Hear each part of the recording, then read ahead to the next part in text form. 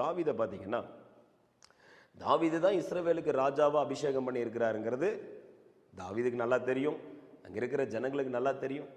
சவுல் மரித்த உடனேயும் வாங்க வாங்க என்ன ராஜா ஆக்குங்க அப்படின்லாம் சொல்லலை தாவீது. ஆண்டவர்கிட்ட கேட்குறாரு, ஆண்டவரே சவுல் மரித்துட்டாருன்னு தெரிஞ்ச உடனேயும் அவர் போய் ஜனங்களை அங்கெங்கெல்லாம் சந்திக்கல, ஆண்டவர்கிட்ட போய் கேட்குறாரு, நான் எங்கே போகணும் ஆண்டவரேன்னு கேட்குறாரு.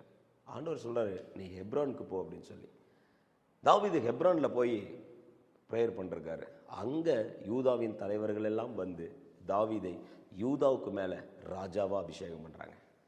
ராஜ அபிஷேகம், ராஜமேன்மை தாவீதை தேடி வந்தது.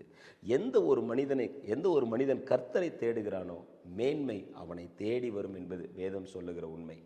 அதே போலதான் கர்த்தருடைய கருத்துக்களே அடங்கி இருக்கும் பொழுதுதான் அவர் இஸ்ரவேலுக்கும் ராஜாவாக மாறுகிறார். அங்க அப்னரே வந்து தாவீதை இஸ்ரவேலுக்கு ராஜாவா டிக்ளேர் பண்றாரு.